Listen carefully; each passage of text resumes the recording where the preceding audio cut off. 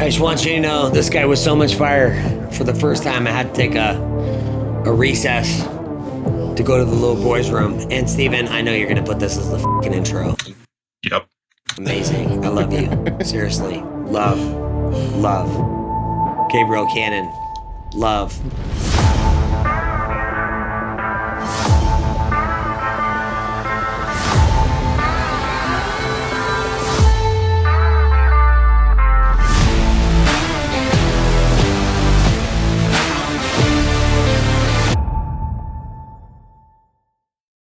Hello, thank you for joining us on Evolve Your Brand podcast. I'm your host, Ollie Amirkhiz, and how we always get started, just want to give a huge shout out to Icon Industries.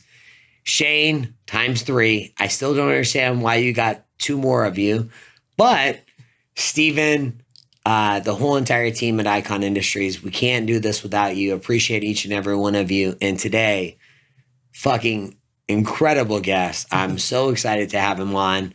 I was already excited to meet a celebrity. And then on top of that, to have his energy level, to have his enthusiasm for life, to have his passion. I've gotten to talk to him for 5 to 10 minutes already, and I couldn't hold it up any longer. The one and only Gabriel Cannon. Hey now, what's happening? Icon Industries, what's good? How you doing, sir? We're twins already. How was that for an intro? We're twin. I haven't been introduced like that before, so I appreciate you. You called me a celebrity. I'm so not used to that. Yeah. So I guess we're here. Well, here's the thing. Like, how many people out of every 100 do you think are on a reality show and then win a reality show? So why don't we just go ahead and get started with that? Because I'm sure everybody's got to want to know. Okay. I don't know if I could do what you did, like to be on a reality show. So like, how did that whole thing transpire? Have you ever told this story from like beginning to end? Being who? Beginning to end. Have you told this story? Really. No, not really. But we can give me the whole. it. Yeah, give me like I want to know like. So they've been talking about it, and we know Shane is cool, but Shane is not that cool, like reality show cool. Like you know what I mean. Okay. So how did that all thing transpire? Why did you say yes? What made you say like this is fucking go time? Let's get it. Well, I got a DM. I got a direct message, which you get those messages all the time. You think it's kind of spam, but I've been in the shadows in Hollywood with my fingers crossed for years, man. Like, okay. God, give me my turn, Lord. And so I read the message and just replied back to it. I honestly didn't think it was real. You know what I mean? I get a bunch of messages, people saying they're this person, they represent these people. At the end of the day, a lot of people are trying to get the Nick. I don't know if the audience know. My older brother's Nick Cannon, Mr. Gigolo himself, former ex-husband of Mariah Carey, he trying to get her back. I fucking get it. I'm sorry, but baby daddy to 24,000. Fuck. But yeah, Gabriel, I mean Mariah Carey, bro. Like, I get it. It was I went on tour with her. It's crazy. 2010. I went on tour with her, the Angels Advocate tour. I was signed to Def Jam as a rapper. Like I have a lot of former careers, I guess. I know. He said that. He said you tour with Mariah Carey. I'm like, what the fuck? Man, it was a learning curve just to watch her band rehearse. Like to watch the lighting guys rehearse, you will learn. Like, you know what I mean? Yeah. But you never watch Mariah rehearse because she don't. You learn that too. She's a diva extraordinaire for sure. She has her own imported wine. She call it a splash. Hey man, if you earn it, I say you live life at the terms you deem fit. I think she need to get some Shane's new wine. You feel me? I'm just saying. Icon Industries, baby. It's a whole industry of stuff. It's I understand what you're throwing down.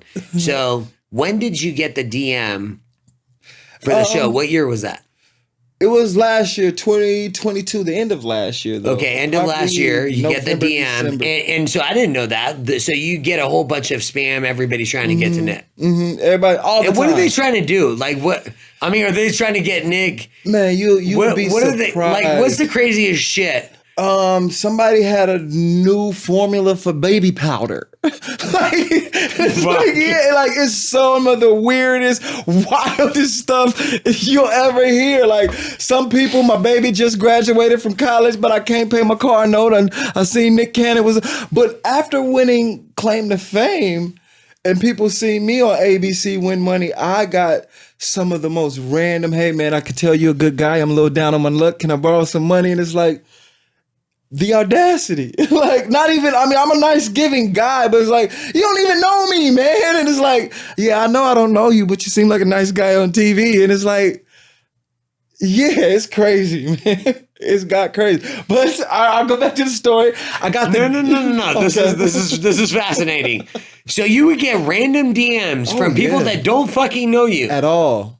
Never seen, and they don't even know who's actually behind. And then it's getting scarier too, because you really don't know who's behind that face, that profile picture.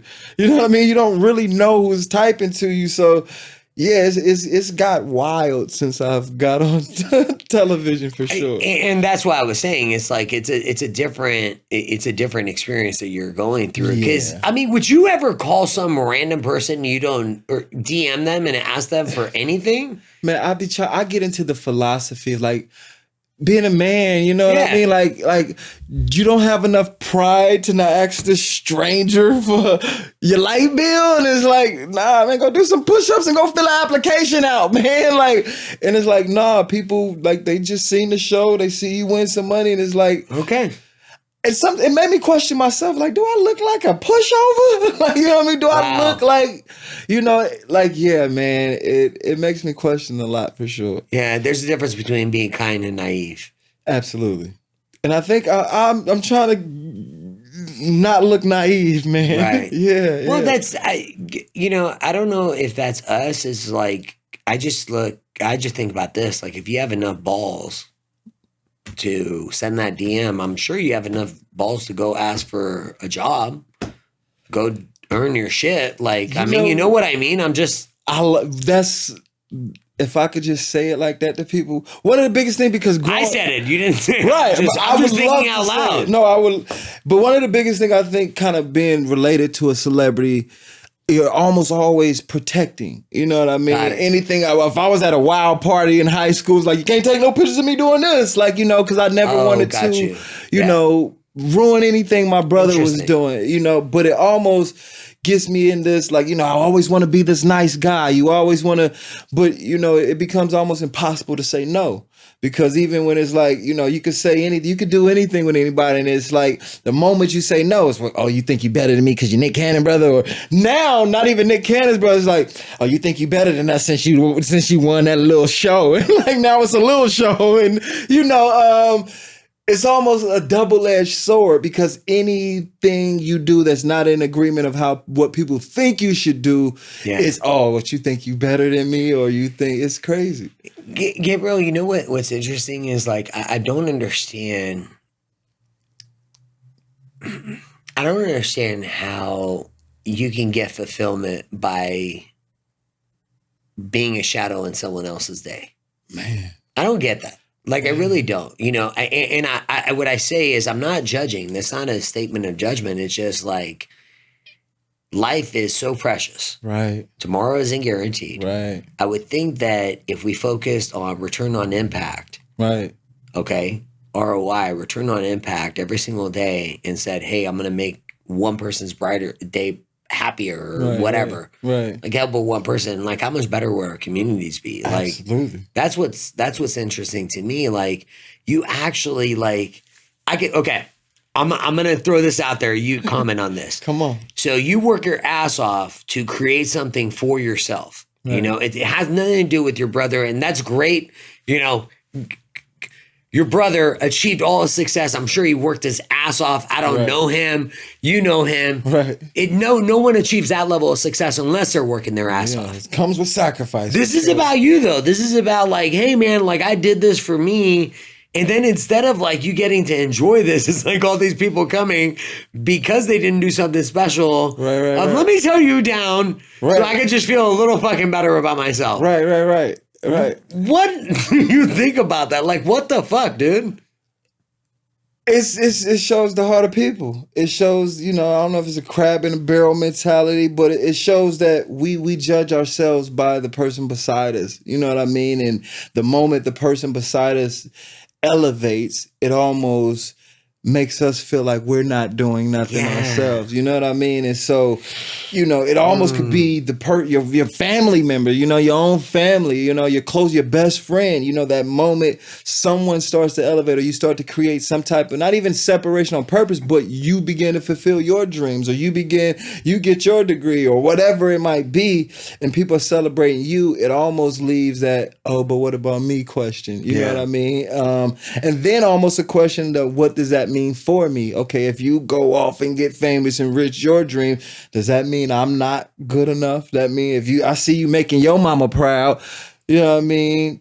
What does it make the person? But and like we were saying with love, only genuine love can I feel cause you to celebrate someone. You know what I mean? Other than that, and I think that's what you see. At this time, better than I've realized who my friends was, because I've won this show. I realized for sure who my friends aren't. Ooh, and really, and it's not because I'm running around. I don't won the show. I almost don't speak on it. Because I feel like people would think I'm bragging about it, or people. And it's like, even when I won, it was almost hard for me to celebrate, and I really haven't yet celebrated. I probably don't even plan on it, because it's like, the moment you want to celebrate yourself, but then it's like, I don't want to feel like I'm bragging about it. So I just kind of it is what it is, and let's go tackle the next giant, baby. That makes me think, like, you should celebrate it, because, like, here's the thing. It's your life to live however, and that's the one thing that I've learned a lot better as over the past 12 months. Like, everyone has a right to live the life that they want to live. So it's like, as long as you're happy with not celebrating it, like, cool. I'm really, do you know what the cool thing for me is? It's like, because you achieve that success, I'm kind of vicariously living through your experience. That's what the inquisitive part, the curious part is. And instead of being like envious, it's more like, fuck yeah, that's so fucking cool. Right, that's dope. Do you know what I mean? Yeah, like, fuck. It's how much of that I didn't get from people I would think of to keep pushing. Like, man, I'm doing this for, and it's like, how much I have that, and not to that I care, because I'm the type, like, I'm not the type who, there's some type people I says too, like, when their birthday come, it's like, oh, everybody, the whole week is my birthday, baby. We celebrate you better show up to my birthday party, and if you don't, that mean, I'm not really that type. I'm that type of person. If my birthday come, oh, man, please don't get me nothing. Like, if we go out, I'm gonna pay for it. Like, because it's my birthday. I'm blessed, I feel, but I really don't like the attention being about me. I'm an encourager. You know what I mean? I think that's what all this energy is for. It's like, even what I do mentoring, for a living in real life, is just to give back to the youth, to speak to the youth. I was kind of bred to, I want you to see what's great inside of you. Like, you know what I mean? I want these kids or whoever to know, like, man, you can make it. I seen Kevin Hart. He ain't funnier than you, baby. Like, you know what I mean? That's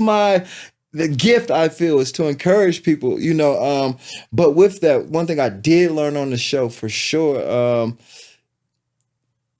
going to leave that for something. Go. Go. I'm going to leave it. Yeah? Yeah, I'm going to leave it. It's all, hey, man, this is your show. We're just watching. Okay.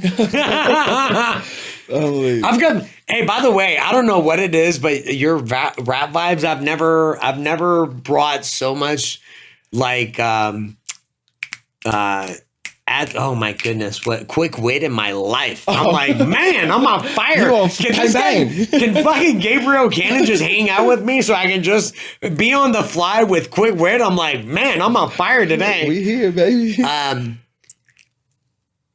When you found out the show became a reality, and I know you don't want to talk about it, but I want to talk about it, so you're going to talk about it. No, I love it. No, I'm with what we can talk about everything. I actually love talking about it. I love it. So you found out it was real. They weren't bullshitting you on the DM.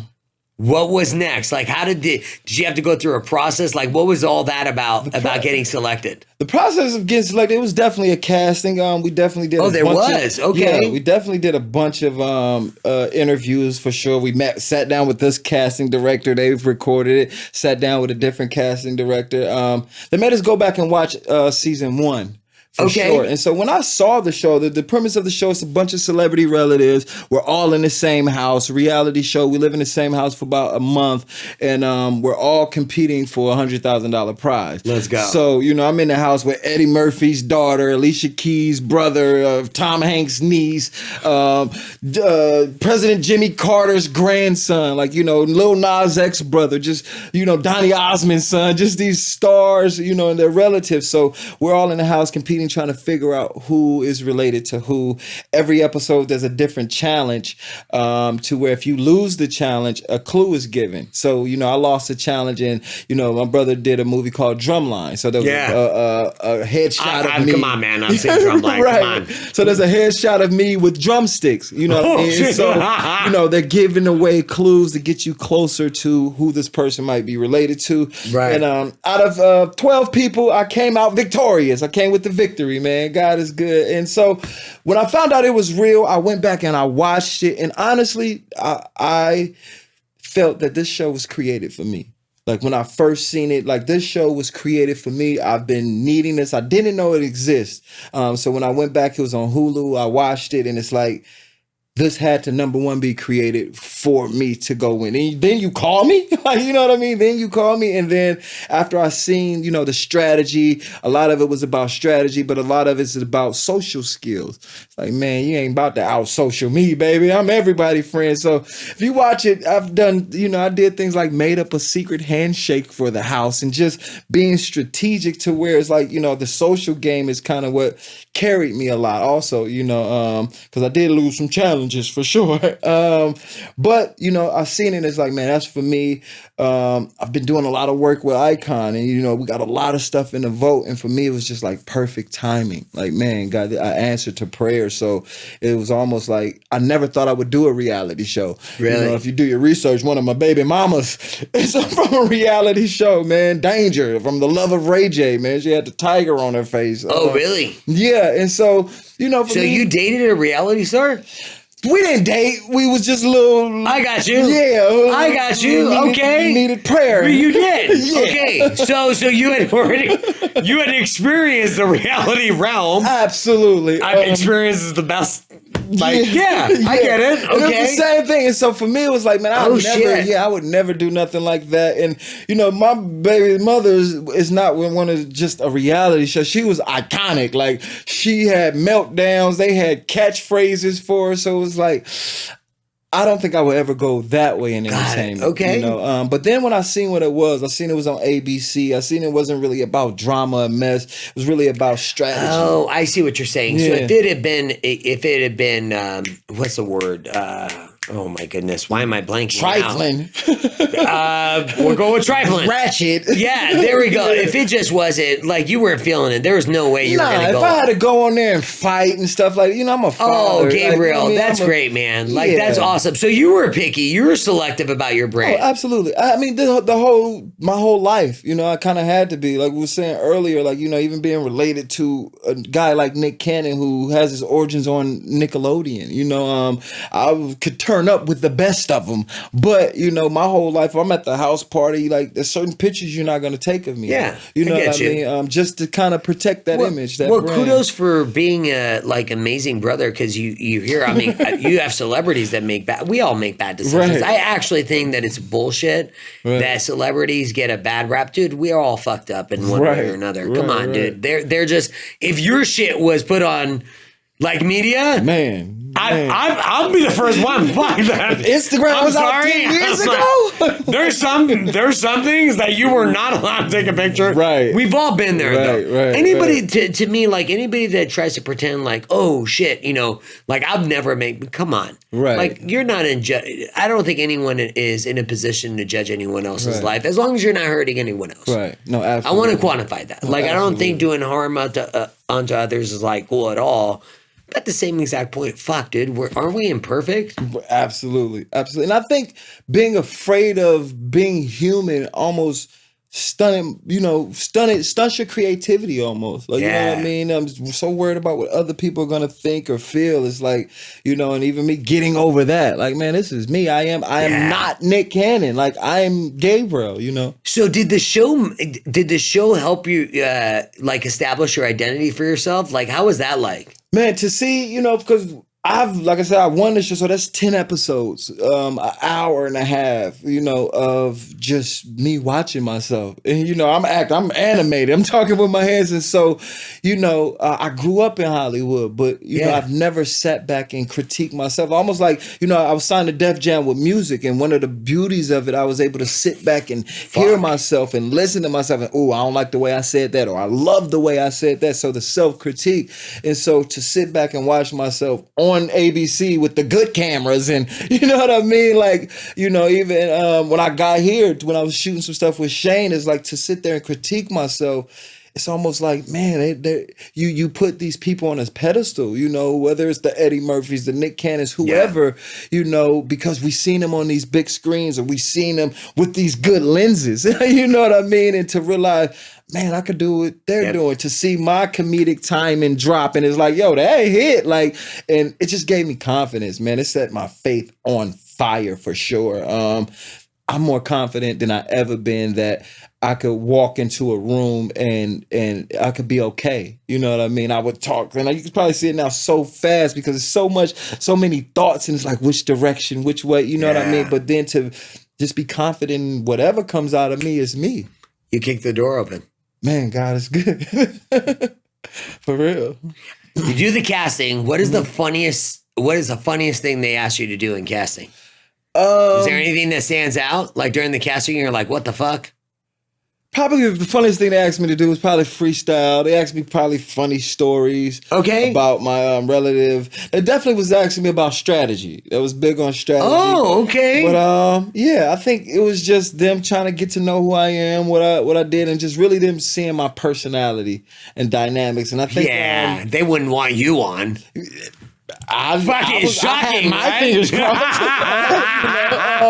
But yeah, I think even seeing the people they pick, like, I have much respect for that job too. Casting, just think about it. You got 12, and I know they had a lot more, other people. They had like alternates, just in case something happened to this person, they're gonna put somebody else in. But just to create a house of 12 and pick the right dynamics, and then hindsight, looking at how perfect that casting was for that season to be what it was. I mean, it just got so much respect for all the pieces that came together. Of course, because I won too, but I think that was like it sounds like that was icing on the cake for you. You just enjoyed the whole entire experience. I did. I mean, because even my strategy going in, because we watched season 1, right? And so it's like, how do you play this game? Do I go research a bunch of celebrity relatives? Because that's what it's about, trying to figure out who's related to to who's famous.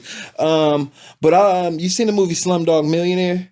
Yes. Slumdog Millionaire. So it was like, okay, do I go research and try to figure it out? Or, in the movie Slumdog Millionaire, all the answers to the question was somewhere that he's seen in life. You know what I mean? It came from something that happened in his real life. So my thing was for strategy on preparation before I went into the house is just like, man, God, because I've already told you, I felt this show was made for me, man. Like, I got to. So it's like, God, if you brought me to this point, it's already in me. Whoever I'm supposed to know, I've already seen it. I've already heard their song. So I didn't really study and look up Google celebrity relatives. It's like, it should already be in me. If it's meant for me to win, it's already in me. And to see what happened in that house, to see that, I used to film the old Jackson 5 movie with my dad's big old VHS camera from the TV. And to realize that Donny Osmond's son was in there. But the only reason why I know Donny Osmond was from that TV movie of the Jacksons, and the Jacksons talking about how little Michael and little Donnie had a rivalry. You know what I mean? And that's really how I knew about the Osmond brothers. And, from when I was 5 years old in this television movie. And to see it come to life, like the answers are already in you. You know what I mean? So it was still mind blowing to me how it just played out like that for sure. What was the one thing that you think helped win the show for you when it came to your strategy? What was the one thing that made all the difference?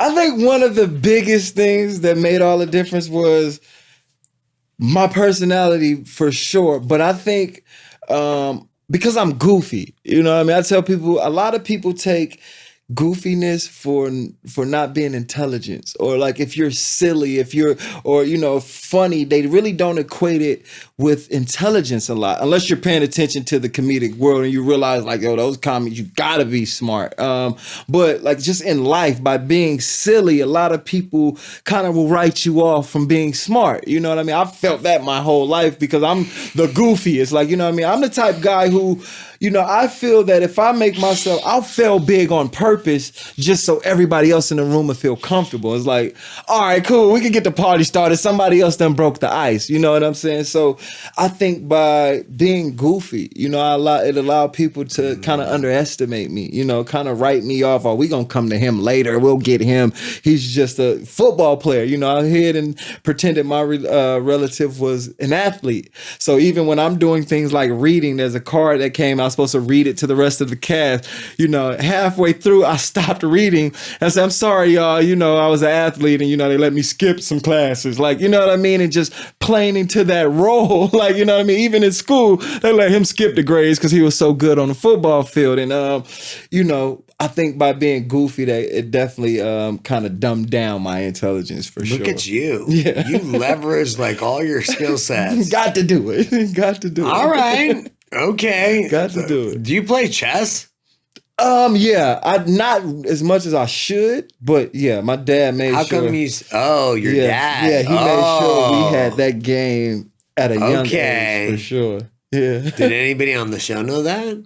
Yeah, we were playing chess. Like I'm in there with like. I bet you were. Yeah, wasn't that? But I'm. No, you were playing the game and real life. No, sure, okay. Sure. And so even when we were playing chess, like for downtime, I was kind of dumbing down, like because I'm in there playing with Jimmy Carter's grandson Hugo, who is a brilliant mind. Like you know what I mean? He's in real life trying to create more efficient solar panels. You know what I mean? Just. My brain don't work like that. Like I want to write jokes. It's a different skill set. Right. No, for sure. Your skill set. Hey, by the way, like I got a buddy that's a comedian and we're going to connect you guys. You guys would hit it off too. Yeah, I would love to. Holy shit, man. Like being a comedian's fucking hard. It is. Oh, fuck. It is. That's one thing I can't, to get up there, there's no music behind you. There's nothing. It's just you, your words, and the crowd, and you have to move them like, terrifying. Yeah, and if you said you got signed by Def Jam? Yeah, absolutely. Okay, so rapping, by the way, I mean, fucking comedy's hard. Rapping is like, I wish I could rap. There's this agent, Steven Diaz. I don't know if you've heard him. Steven Diaz. The guy is, Gabriel, you're going to fucking love him. Oh, yeah. You got because this guy has taken his rap, brought it into real estate, and he makes the funniest shit. So when you said you're going to rap, by the way, you said something before we started the podcast, right? Probably a lot. What'd I say? What did you say? You say you were going to rap. Oh, I'm ready. These are the times when the genius is needed to rhyme. No beat, I'm still releasing my mind. They know releasing my nine because they keep taking pieces of mine. No peace of mind because I can't get a piece of the pie. The creature done died. Now it's time the beast will arise. Now who want to get eaten alive or swallow whole? The only thing you'll see in my eyes is a pot of gold. Long roads when he blow, nobody knows. But slow rolls, those who oppose get broke nose. Soak clothes from bullet holes and faux foes. Your soul's gone, exit the globe, you're no mo, and chokehold to all crows with lies told. My eyes closed, shooting stars I make wish, but always ready for war, my fists clench. So Lord, please give me no more, can't stand up. I'm just freestyling, rapping like it's an anthem. I don't know, man. I don't know, man. What an incredible way to tell stories. Right. Fuck. Right. Absolutely. I missed that. I was listening to I had a guest on and he said that's what rap was used to be all about. Right. No, I think even stories. just humanity. That was, by the way. Thank you. Thank you. I just don't like him right now because I would, like, seriously, I would kill the mortgage advising business. Like, I would be the elite if I could just fucking rap. Right. Well, we could do Right. it together, man. No. Let's do a group. I will watch him rap because that was phenomenal. Man, appreciate And it. that story was all about, like, it doesn't matter. Okay, so I'm going to. Yeah, come with it. I'm going to try. Come on with it. Okay. Which is no matter what happens in life, no matter who's opposed to you, just stay the path, continue to work, keep, but it doesn't matter. Right. At the end of the day, we're all leaving this planet one way or another, and you got to be true to who you are. Right. And there's no Was that it? U-Haul. Yes, perfect. Oh, shit. I'm actually shocked that you soaked all that up. I was taught to listen to lyrics. It's either you listen to the beat or you listen to the lyrics, right? Absolutely. So when you were, I'm like, I built this skill set. I'm like, holy shit, what story is he telling? Right. Damn, that was good. And you got no fucking That's crazy. music. I used to listen to music just like, but my brother had to teach me that. He had to stop me at probably like 11. It's like, you're not listening to the music. You're just listening to the music. You're not hearing it though. No, I think he said you're hearing it. You're not listening though. Yeah. You know what I mean? And so then I started to hear words, and that's when he went to go get me all the Tupac. Listen to what he's saying. It's not just listen to why he's saying keep your head up. And you know what I mean? And that's when music became a tool. You know what I mean? But then we were saying earlier, like, I think the spoken word in humanity, the storytelling, that was before we could tweet it or text it or email it, or, you know what I mean? The spoken word was how we tell our history. The Ben of, you know, son of Jonah, son of, you know what I mean? We would pass these down, you know, where the tribal men would sit the kids down and they would tell of their history. This is your forefathers who, you know what I mean? And that's how we would get our history and our knowledge, and it, you know, through those storytelling, you know what I mean? And, you know, even in the Jewish culture, you know, just me studying the Bible, like, I realized that Jewish men back in the day, the whole Torah before 12 years old, you had to memorize the whole Torah. That's like the first 4 books of the Bible. Memorize it. A 12-year-old back then, and just realize how, you know, much more they were using their God-given computer, their brain, like, to store that, like, how much more capable, you know, they were, you know, because now you have to store this at 12-year-old. Yeah, man, that spoken word is powerful for sure. For sure. Fuck, no wonder you won that show. Come on. Fuck me, you guys didn't have a chance. Come on. Damn. Gabriel, that's some profound. Man. I'm just saying that to be able to articulate your thoughts the way you just did, you have to genuinely sit down and you have to think about life. Man. You have to think about your purpose. You have to think about who you are, what you stand for. Right. And that's the self-awareness. Like, I'm so grateful that I'm really working on being a good man. Right. Like, every day. Right. Because it's not like I took that for granted, you know? And I just want to be able to look at my son's faces and know that in front of them is a good man that's trying to live a good life by giving. Right. I think that's parenthood to me. Like, that's what it's all about now. It's like, how do I get them around young men like yourself to say, hey, fuck, like, I met, you know, Gabriel Cannon today and it was the coolest thing. And not even, I mean, I hope you don't take this the wrong way. I really don't care. Like, your brother's success is your brother, but it's really about, like, fuck, great guy. Man, I appreciate that really has, like, and then on top of all this, like, put all the celebrity aside, like, I love your purpose, which is, like, I want to influence and lead our youth. Right. Absolutely. I mean, because kind of like we were saying earlier, we had at least a good coach or a good principal. There was somebody that stood in the gap. I know there was times where we've all had somebody who expected or believed more in us than we even did in ourselves. Oh, like, you know what I shit. mean? There was a time where I didn't think I could pass that test, or I didn't think I could make that team. And it was a grandma, somebody was like, no. You better sit down and it's in you, pull it out, you know? Do you remember a moment? Can you recollect a story about a time that happened that was powerful to you where you just didn't have the belief in yourself and someone? Oh no, absolutely. In the theater, I was back in North Carolina. Nick's famous on drum lines come out around this time, Okay. and I'm going for this part in this theater. I've just left California and seen all this glamour. I come back to North Carolina, nobody knows the connection. You know what I mean? People, when I show up in a room, you're like, Nick Cannon, like you should the black boy over there, like we don't look alike. You know what I Right. mean? So people don't automatically associate that. You know what I mean? So I started putting on armor that wasn't me, trying to click into the association. Well, let me show you I'm funny. Well, let me show you I'm, which almost made me lose my own identity trying to identify with somebody else. But I'm standing in front of this theater going for this part that I wanted bad. Like, you know what I mean? This is the part I want bad, but I know that I'm country and ashy, baby. Like I don't think I can, and literally left the room. Wasn't gonna do the audition. Like wasn't even gonna go in, and got on the phone with my mom, and it's just like just to be reminded, like forget all that. And it was coming from a place to. I'm comparing myself. I'm not good enough. I'm not, and she just reminded me, like, who you are. You my, and it wasn't that you're just like, no, you my son.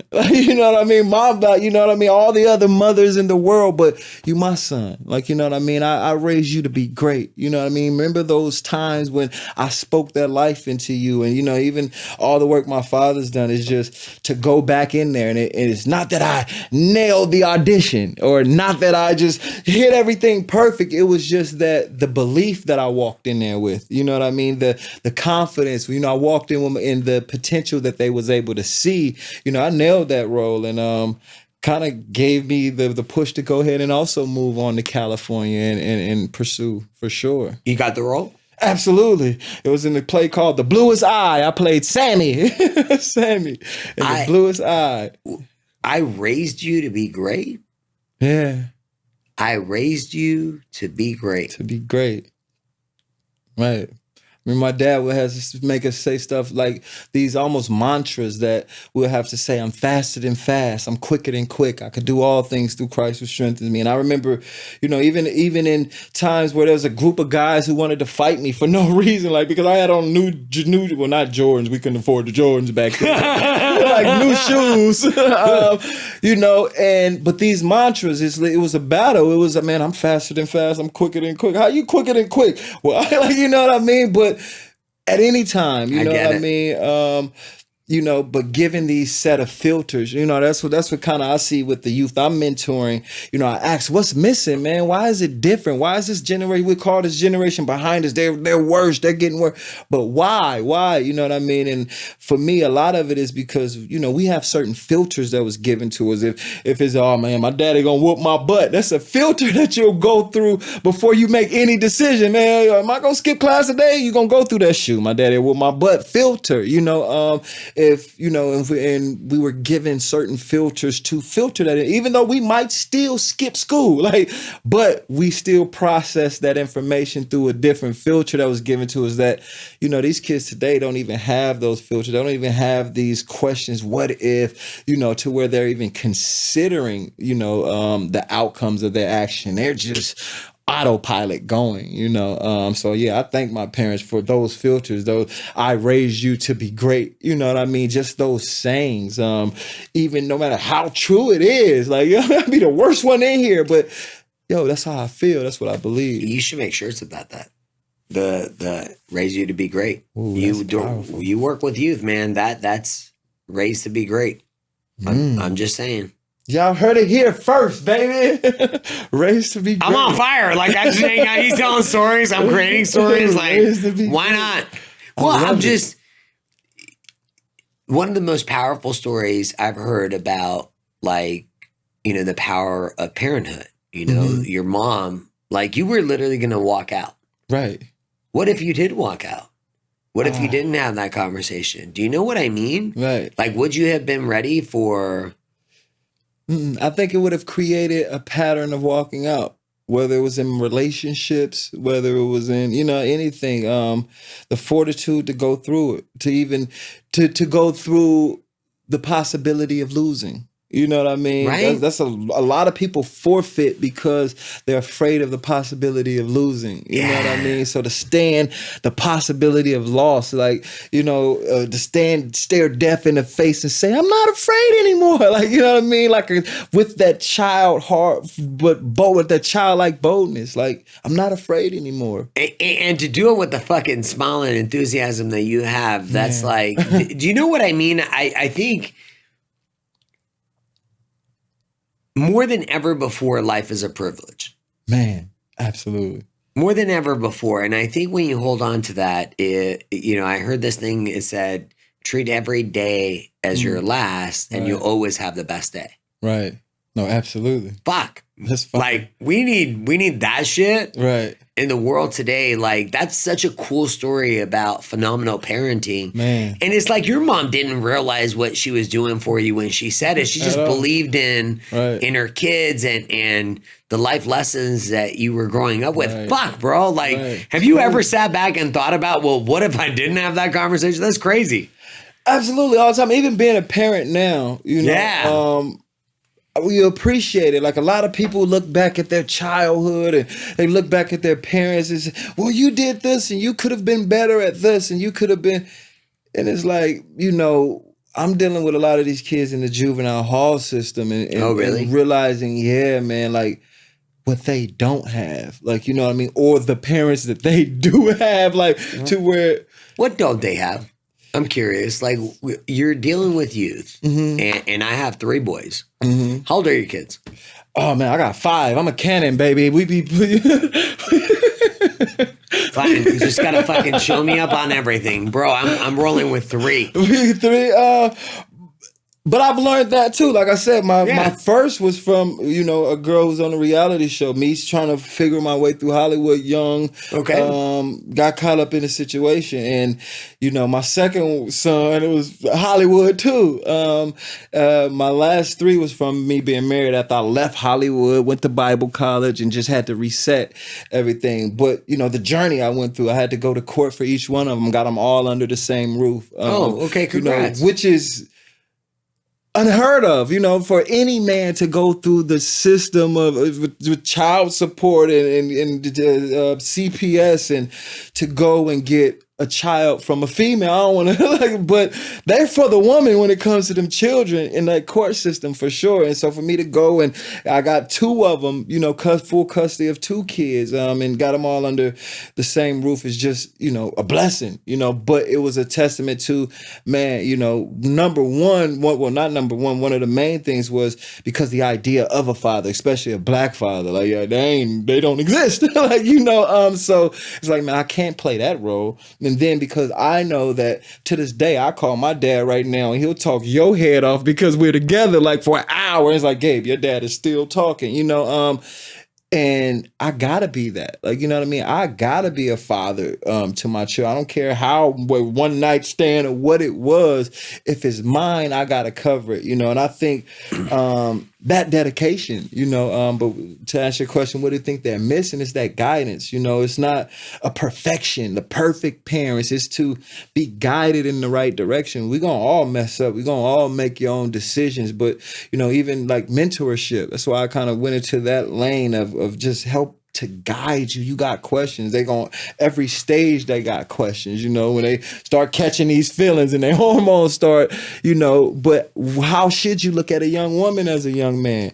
You know what I mean? If you looking at her like, I'm just trying to get me, like they told us, you ain't a man until you do this. You ain't a man until you've done these things with the girl. Then that's what makes you a man. And now we're going after those things because now we have a false image of what a man is or what makes you cool. So, you know, even that guidance, like, bro, I much have rather somebody tell me, instead of trying to do that to him, how about you ask her to help you with your homework, man? Like, they're good, you know what I mean? They're good to help cross your T's and dot your I's. And, you know, if you do have that script you want to write, have her proofread that. Like, you know what I mean? If you do want to throw a talent show at the end of the year, have her co-host because you half cute, half ugly. You need somebody cute with you, like, you know what I mean? And to look at, you know, each other, like, how can we help build something? What can we build together? Or instead of what can I, you know what I mean? I do know exactly what you mean. Yeah. So really that guidance is really what I think, because I think the culture is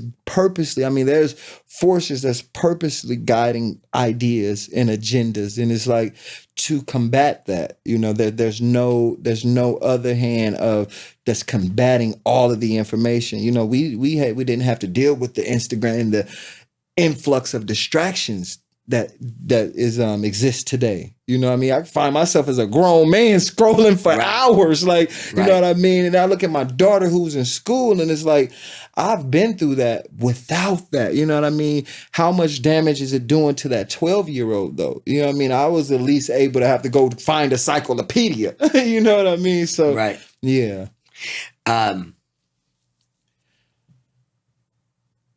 You said you have 5 kids. The interesting thing is I get to know you.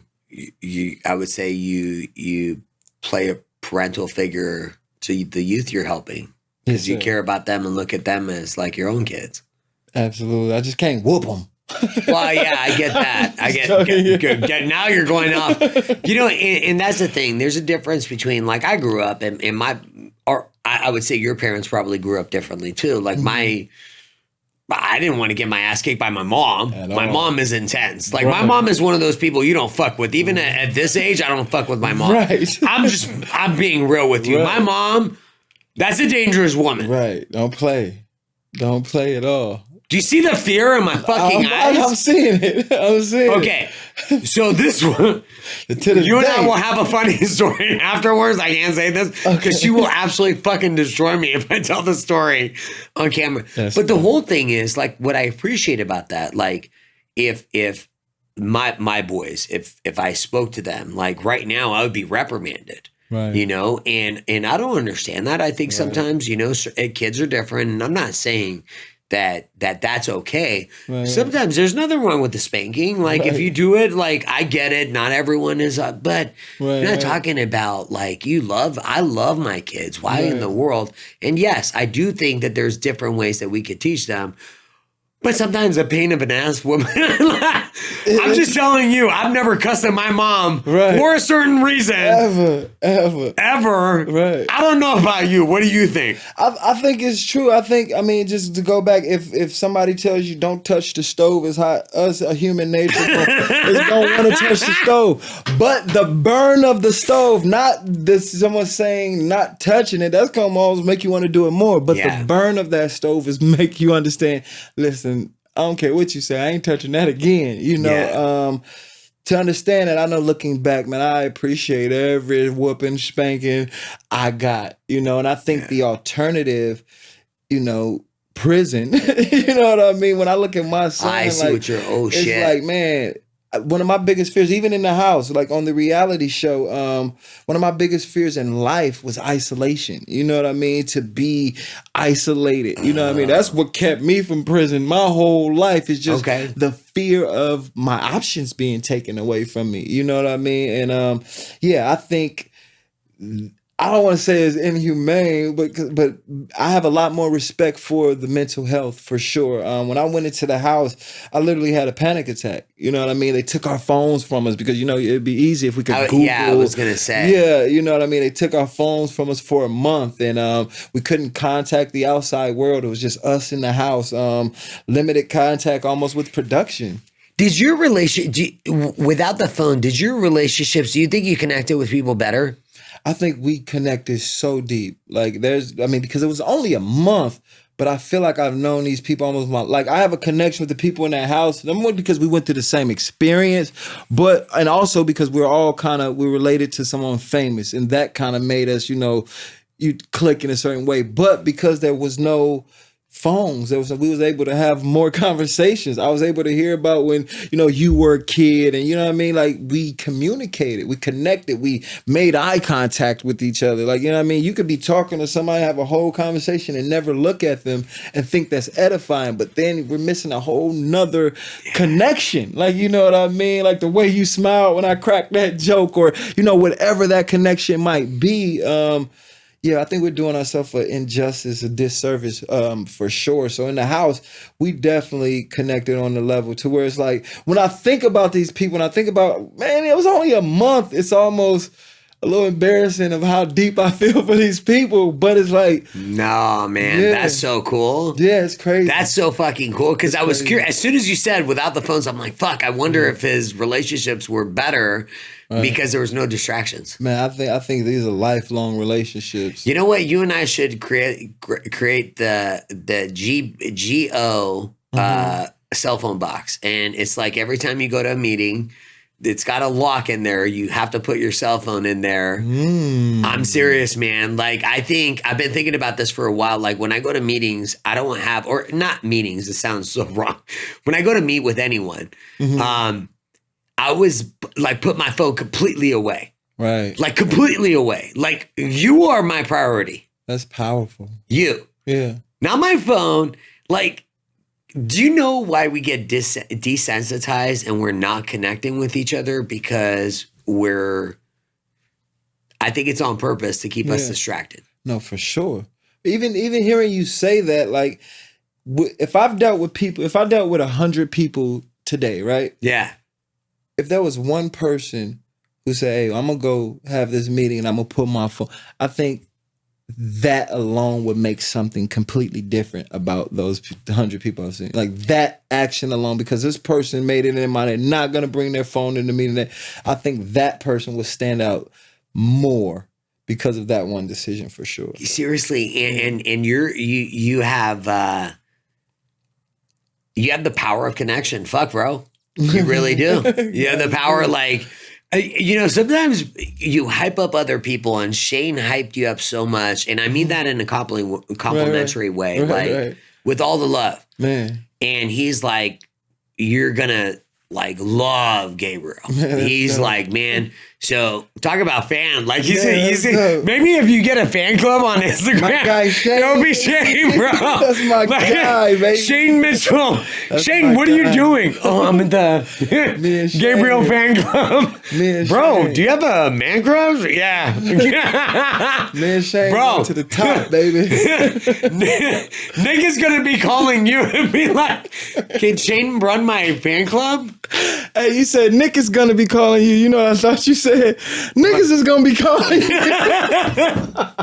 I'm sorry. It did sound like that. Niggas going to be calling you. And, definitely would never say that. It was funny. It's hilarious.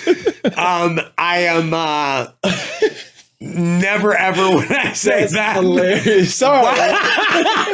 But you see the word Steven, I will fucking kill you. I will fucking kill you. You better fucking not.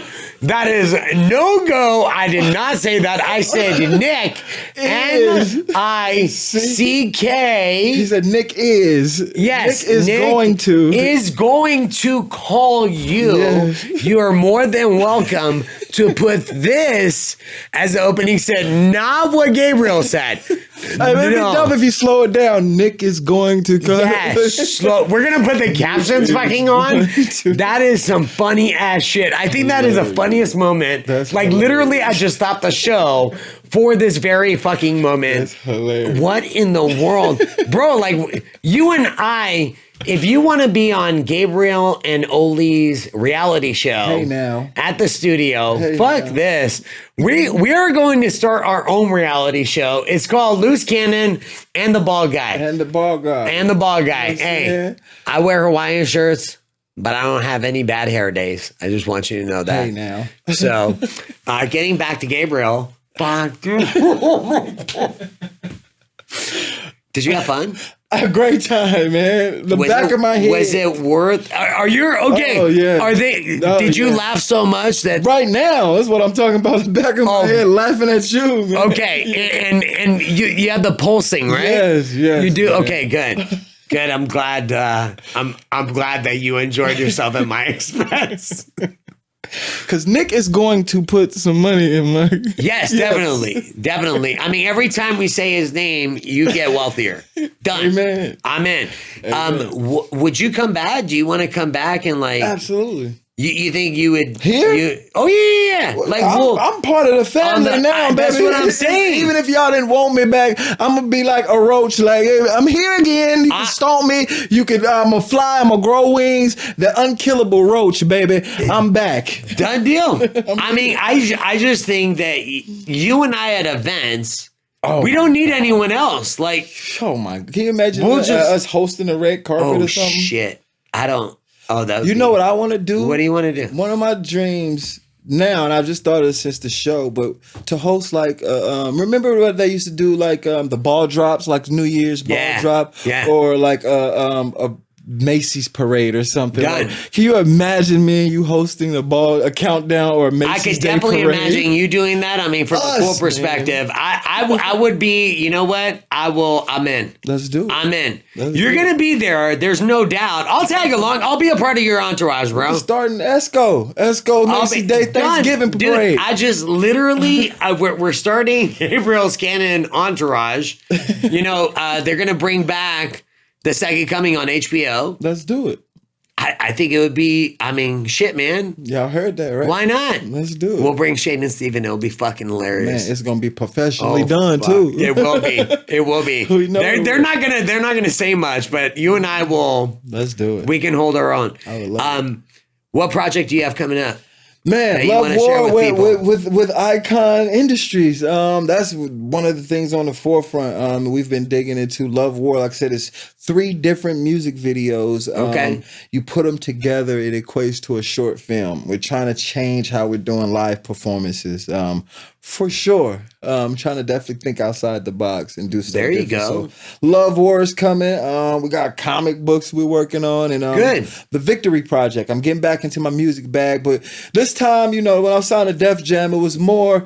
I was a rapper, man, on tour. I got a song called "Cakes" with Fabulous. You know, Cakes. You know what I'm saying? I do. Okay. All right. So it's like, a different podcast, but right. Yeah. Right. So I switched it up, man. So I'm not really everything I do.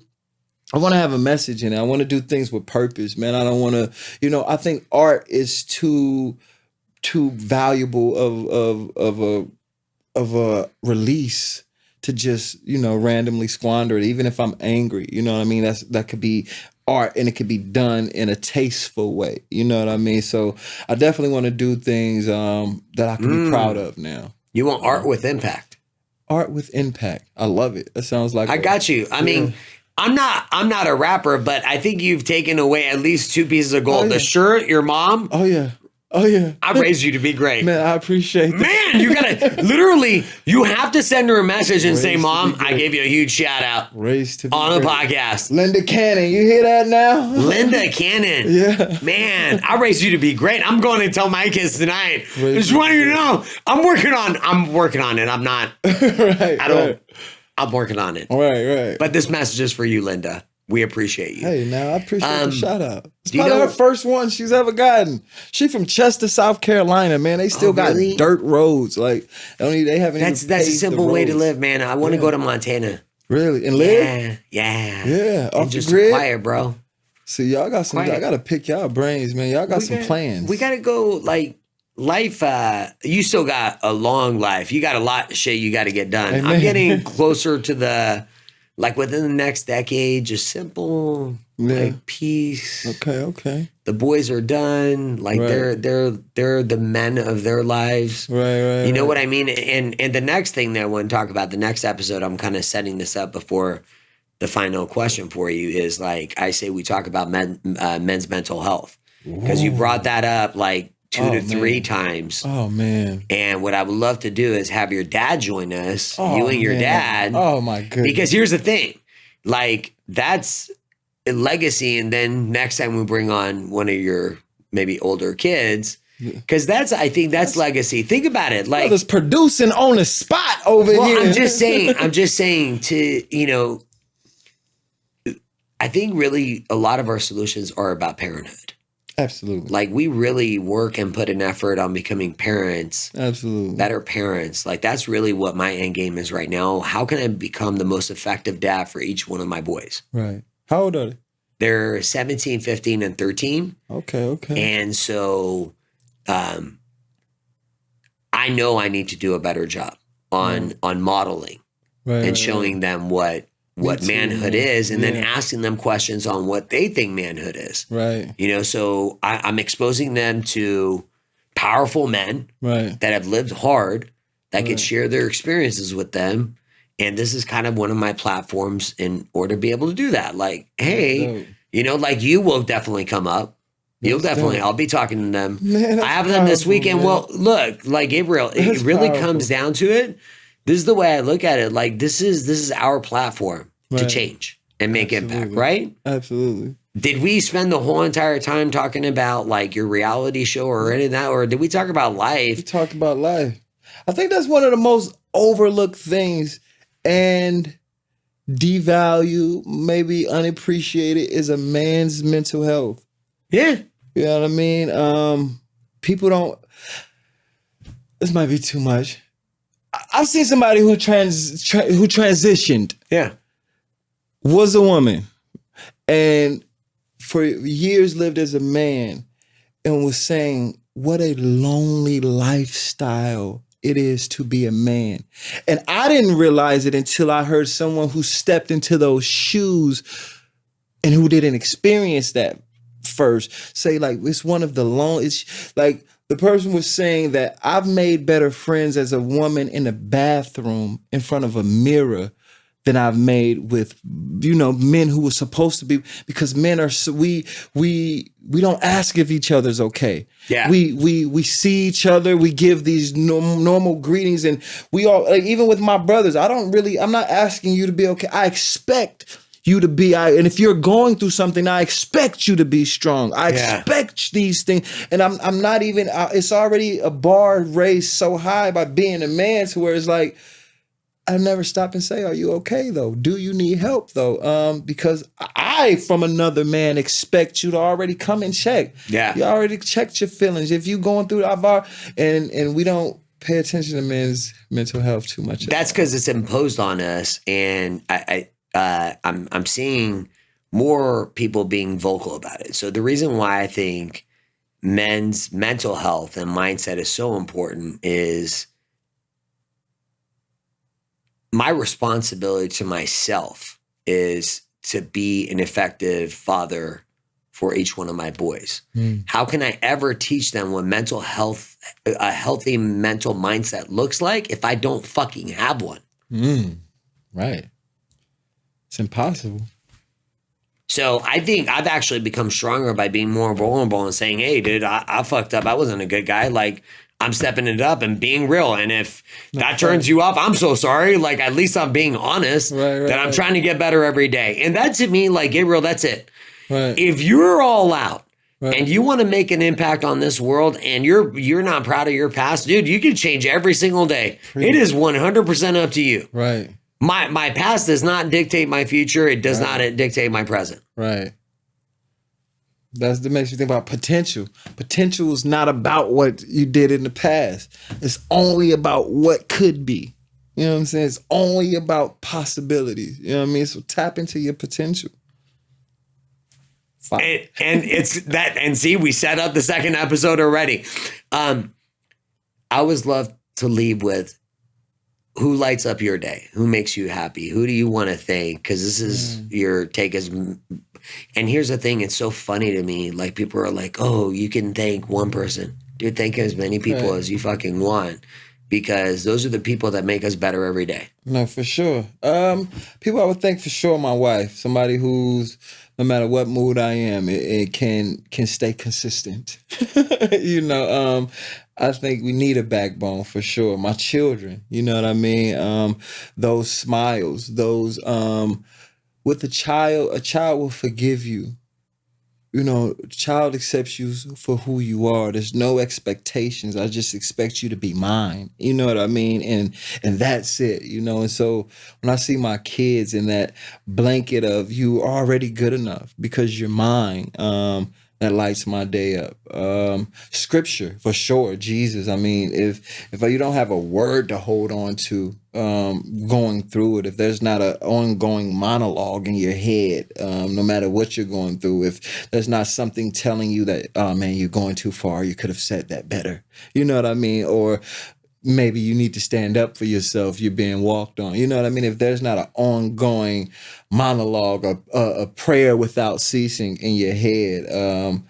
So I want to thank those words that came before me, those words of faith, of building blocks, for sure. And my brothers, for sure, my team. Shout out Nick Cannon, got to do it. If he didn't sacrifice, pave the way, I wouldn't have had that example. My other brothers that's in the trenches in the same, position as me, trying to get over this hump, trying to get from under certain shadows.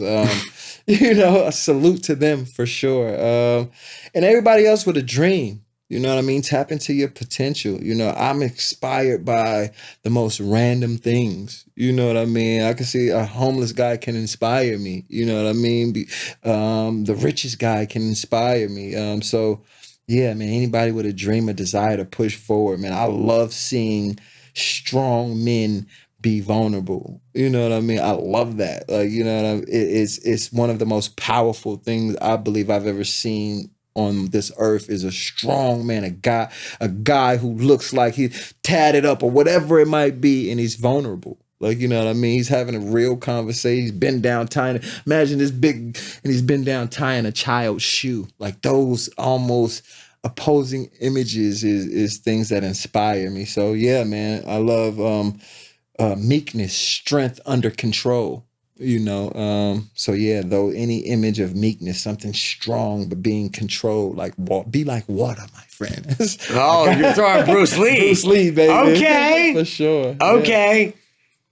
Gabriel Cannon, The Art of Impact. Hey now. The Art of Impact. Art of Impact. I love Seriously, it. Man. I thoroughly enjoyed this. Your energy, like not replicated at all. Like, holy shit. Good for you, man. Man, thank you so much. You inspire me, You're man. a powerful human being. One thing I want to ask you about real quick before we go, because you said... Oh, really? Yeah, you said you kind of want to live... The host is getting... Yeah, you said you want to live... The host is getting in. Right, you want to live off the grid. You want to kind of settle it down. Do you think it's possible, with all that energy you got... Yeah. To go put it down somewhere one day? I will always go ROI. Return on impact is what I'll live every single day for the rest of my life. So I will make it my mission to make one person's day have the faith within themselves to do something they're fearful of, because I wish I would have had that more. You said most people don't take time, especially men, right, to make sure you're okay. Right, like, how's life going? Is there anything that I can do to brighten up your day a little bit? And the people that I have the privilege, I fucking mean it every word. Like, being in this seat, I feel so selfish because I've learned so much from the people that sit in there. Man. Like, I don't know what I do to deserve it, but I respect it so much that every day it pushes me more to be better. Right. And that's where I'm going to be. So even though I'll be there, I'll still do the Evolve Your Brand podcast from there. I'll fly here. I've already told Shane he's going to come the month and spend with me, him and Diana at the cabin, and Steven and the whole team here. For me, it's about family. Like, these people are family to me. Right. I will go all out. I kill for family, and I don't mean literally. What I'm saying is... He hangs out with Shane, he probably means literally.